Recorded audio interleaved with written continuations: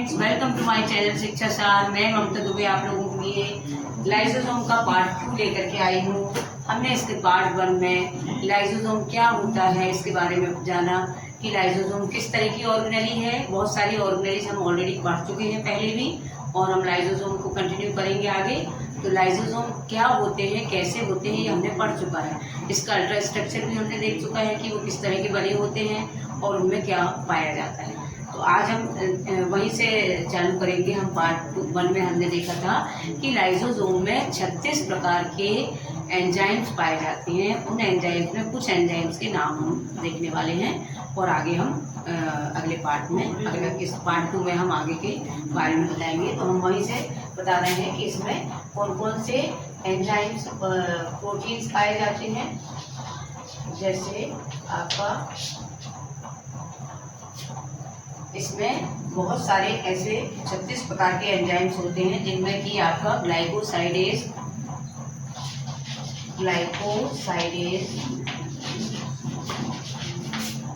Ribo nuclease और deoxy ribonuclease,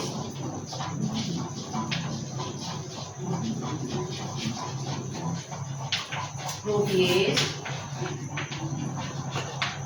और phosphatase. तो इस तरह के हमने एंजाइम्स देखा था उस दिन एग्जाम्पल में, हमने पार्ट 1 में, कि विभिन्न प्रकार के एंजाइम्स पाए जाते हैं जो प्रोटीन की तरह काम करते हैं और भोजन को पचाने का काम करते हैं। जिस तरह से भोजन इसमें पचता है, किसी भी तरह का जो पदार्थ होता है हमारी सेल्स के अंदर वाला और बाहर वाला, दोनों ही तरह के पदार्थ जो है वो लाइसोसोम के एंजाइम्स के कारण ही अपघटित होता है और डाइजेस्ट होता है। तो ये हमने कुछ एंजाइम्स के नाम यहाँ लिखे एग्जाम्पल में। बहुत सारे एंजाइम्स इसमें पाए जाते हैं। आज हम पढ़ने वाले हैं लाइसोसोम्स के टाइप्स। तो टाइप्स ऑफ लाइसोसोम,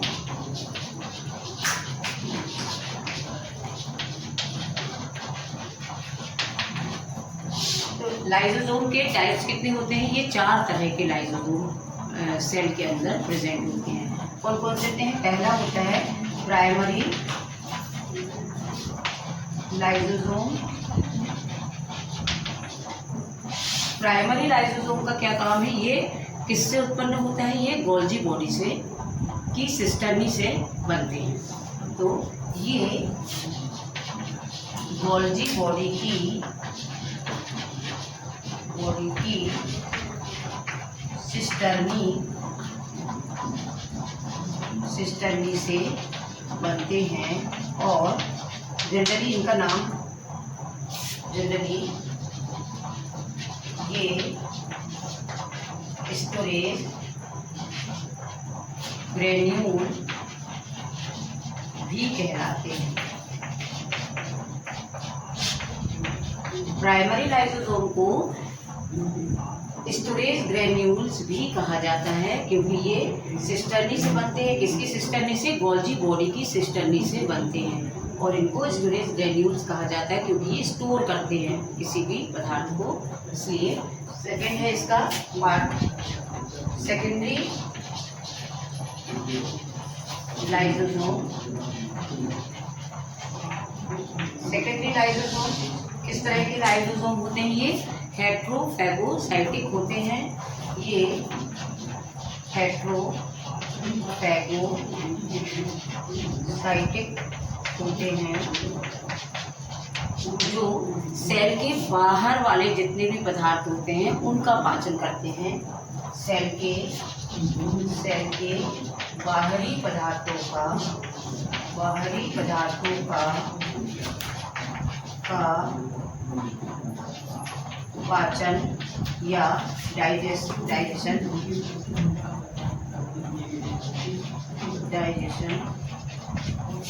करते हैं। ये किस तरह से? एक सेकेंड।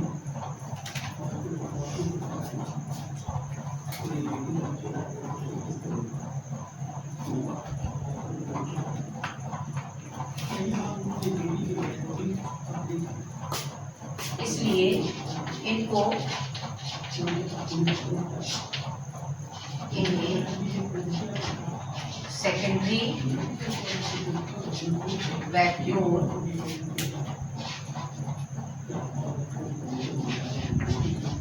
भी कहते हैं।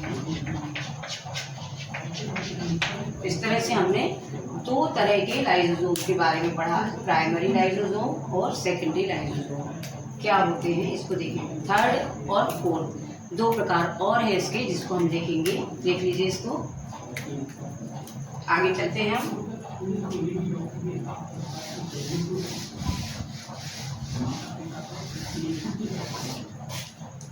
थर्ड टाइप है इसका रेजिडुअल लाइसोसोम। ये किस तरह के लाइसोसोम होते हैं? जो सेकेंडरी लाइसोसोम होते हैं, जिनका पचा हुआ भोज्य पदार्थ जो होता है वो सारा भोज्य पदार्थ जो साइटोप्लाज्म में बिखर जाता है, लेकिन जो नहीं पचा होता है, जो बिना पचा हुआ भोजन होता है, वो उसी के अंदर रहता है, इसलिए इसको रेजिडुअल लाइसोसोम का नाम दिया गया है। तो जो पदार्थ जो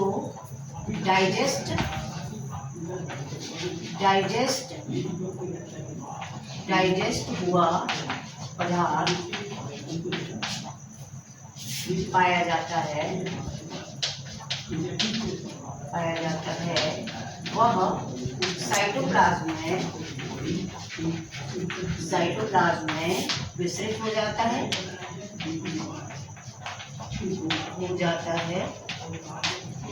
और जो बिना पचा हुआ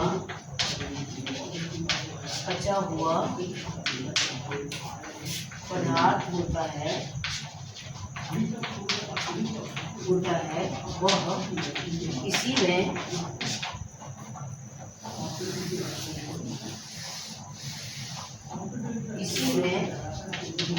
रह जाता है, इसलिए इसे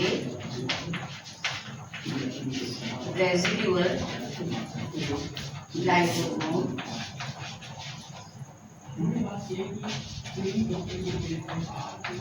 कहा जाता है। तो जो सेकेंडरी लाइसोसोम में जितने भी पदार्थ होते हैं, जितने भी पदार्थ डाइजेस्ट हो जाते हैं, वो सारे साइटोप्लाज्म में आकर के विसरित हो जाते हैं, लेकिन जो नहीं पच पाते हैं, जो पदार्थ शेष रह जाते हैं, वो वहीं रह जाते हैं उसी लाइसोसोम में। उस लाइसोसोम को हम बोलते हैं रेजिडुअल लाइसोसोम। फोर्थ है इसका पार्ट।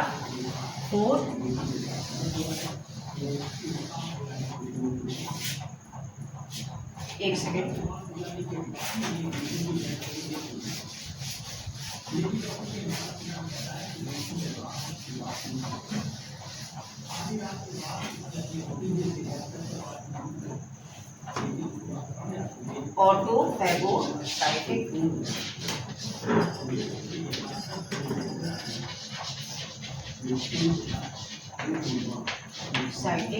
ऑटोफैगोसाइटिक लाइसोसोम ये इस तरह के लाइसोसोम होते हैं। ऑटोफैगोसाइटिक लाइसोसोम से ही हमें समझ में आ रहा, ऑटोफैगोसाइटिक मतलब जो लाइसोसोम सारे ऑर्गेनेलिज जैसे माइटोकॉन्ड्रिया हुआ, ईआर हुआ, इन सब का पाचन कर देते हैं। यदि ये ऑर्गेनेलिज डिस्ट्रॉय हो जाती हैं या वो मृत हो जाती हैं, तो उनका पाचन भी यही लाइसोसोम करते हैं, सारे पदार्थ ऑर्गेनेलिज का। और उन सब ऑर्गेनेलिज के साथ साथ यदि यह लाइसोसोम स्वयं भी अपघटित हो जाता है या डाइजेस्ट हो जाता है या मृत हो जाता है, तो ये खुद का भी डाइजेस्ट कर लेता है, खुद को भी डाइजेस्ट कर लेता है, इसलिए इसको बोलते हैं ऑटोफैगोसाइटिक लाइसोसोम कहा जाता है, क्योंकि ये स्वयं का डाइजेशन कर लेता है। तो इसको हम इसीलिए सुसाइडल बैग भी कहते हैं, क्योंकि ये स्वयं को अपने आप को ही क्या कर लेता है, अपघटित कर लेता है या अपने आप को ही डाइजेस्ट कर लेता है और अपने आप को खत्म कर देता है। तो इस तरह से ये ऑटोफैगोसाइटिक लाइसोसोम के नाम से जाना जाता है। तो जो ऑर्गेनेली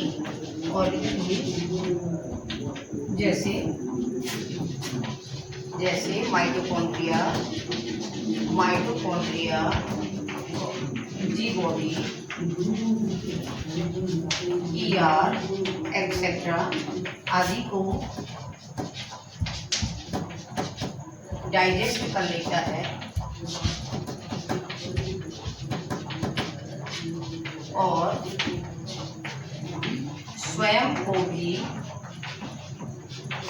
भी डाइजेस्ट कर लेता है,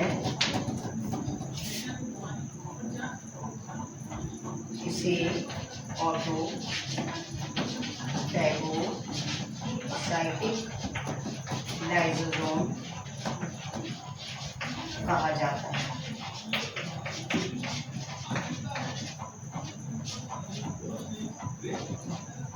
जाता है। तो इस तरह से ऑटोफैगोसाइटिक लाइसोसोम वो होते हैं जो सभी तरह की ऑर्गेनेल्स को डाइजेस्ट करते हैं। यदि वो मृत हो जाती हैं तो उनको सबको डाइजेस्ट कर लेते हैं और स्वयं को भी डाइजेस्ट कर लेता है।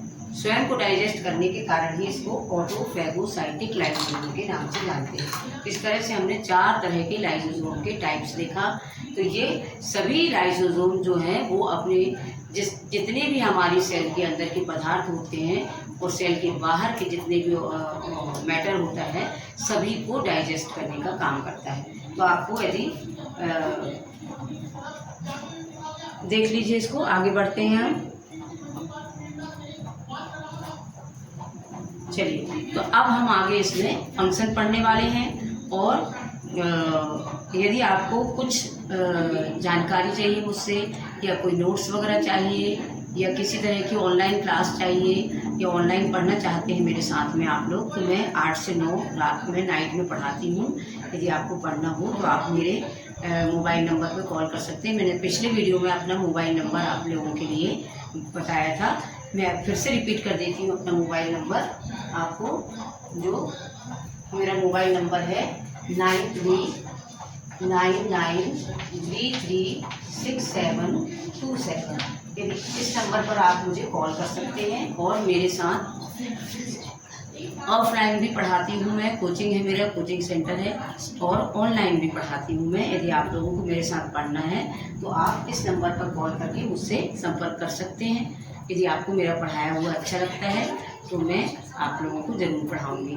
तो आगे हम चलते हैं इसमें। अब हम फंक्शन देखेंगे, आप देख लीजिए इसको। चलिए,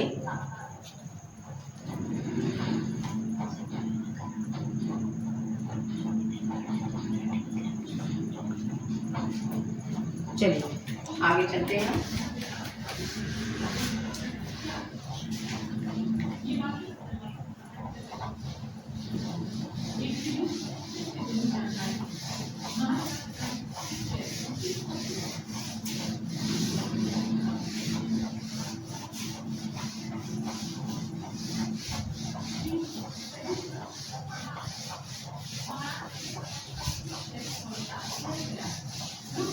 देखिए, चलिए, फंक्शन तो हमने वैसे भी हमें समझ में आ गया इसके कि लाइसोसोम का काम ही क्या है, पाचन क्रिया, पाचन करना, डाइजेस्ट करना, किसी भी पदार्थ को, बाहरी सेल के बाहरी पदार्थों को, सेल के अंदर के पदार्थों को, सभी को क्या करता है, ये डाइजेस्ट करने का काम करता है। तो पहला फंक्शन हमारा यही हो गया।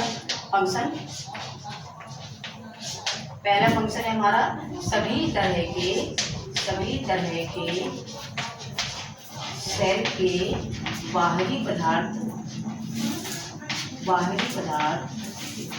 और आंतरिक पदार्थों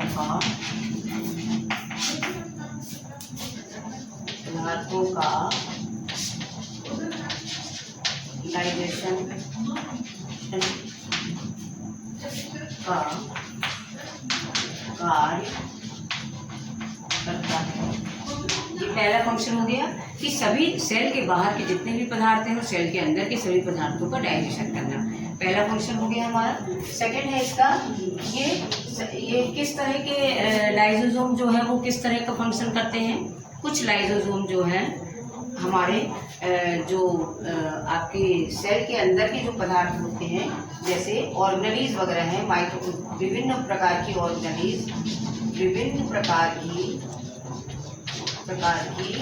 ऑर्गेनेल्स का पाचन करते हैं और ये स्वयं भी अपघटित होकर स्वयं का पाचन भी करता है। इस तरह से हमने देखा कि ये विभिन्न प्रकार की सेल्स ऑर्गेनेलिज का भी पाचन करता है और स्वयं का भी पाचन करने का कार्य करता है लाइसोसोम। तो लाइसोसोम के हमने टाइप दिए, एक सेकंड।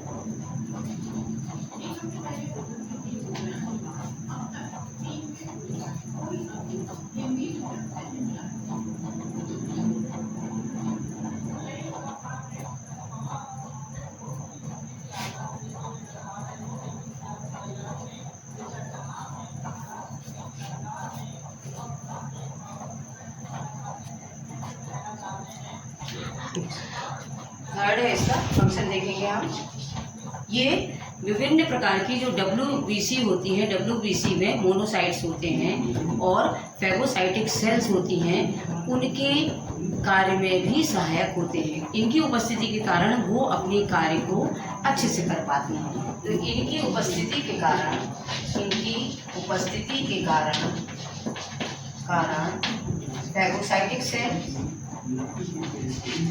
फैगोसाइटिक सेल्स व WBC मोनोसाइट सेल्स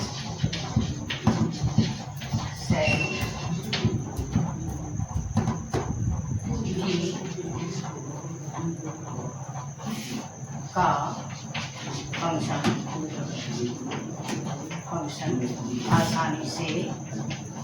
आसानी से हो पाता है। तो हमने देखा इनके फंक्शन। अगला फंक्शन देखते हैं इसका। फोर्थ है इसमें ये फर्टिलाइजेशन में भी सहायक होते हैं। ये कैसे होते सहायक? क्योंकि ये एक्रोसोम जो होता है, मेल का पार्ट होता है एक्रोसोम, जो उसमें ये बहुत सारे लाइसोसोम एंजाइम्स पाए जाते हैं जो क्या करते हैं, ये एग की जो मेम्ब्रेन होती है उसको घुलनशील बनाते हैं और एग मेम्ब्रेन के घुलनशील होने के कारण ये एग और स्पर्म के मिलने में सहायक होते हैं। इस तरह से फर्टिलाइजेशन की प्रक्रिया पूरी होती है। तो ये फर्टिलाइजेशन में भी सहायक होते हैं। ये एक्रोसोमल लाइसोसोम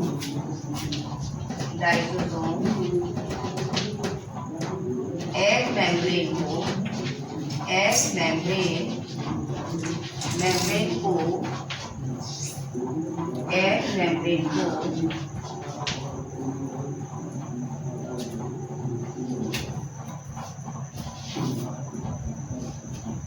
घुलनशील बनाते हैं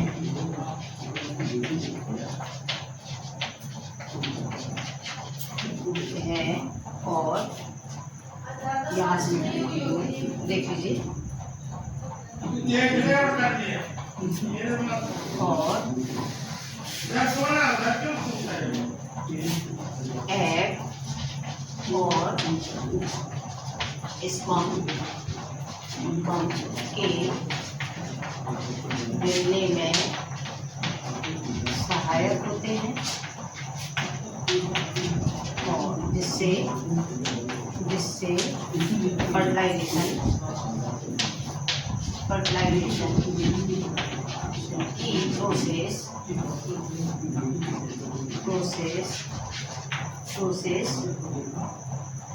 कंप्लीट होती है।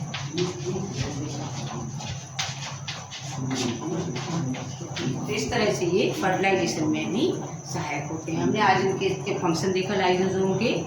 अब हम आगे नेक्स्ट वीडियो बनाएंगे। ये यहीं तक इसका पार्ट है लाइसोसोम का। ये चैप्टर कंप्लीट होता है आपका। यदि आपको मेरा वीडियो अच्छा लगता है और आप लोगों को मुझसे पढ़ना है तो मैंने इसके पहले आपको नंबर भी दिया था और अभी भी मैंने आपको रिपीट की हूँ अपना मोबाइल नंबर।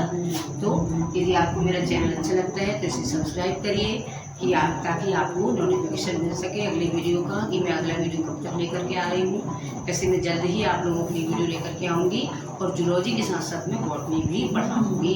बॉटनी भी मैं पढ़ाती हूँ, तो मैं दोनों ही सब्जेक्ट आप लोगों के लिए लेकर के आऊँगी वीडियो। तो यदि आपको मेरा चैनल अच्छा लगता है तो इसको सब्सक्राइब, लाइक और शेयर जरूर करिए, और भी बच्चों तक ये पहुँचे जिससे उनको भी जानकारी मिले।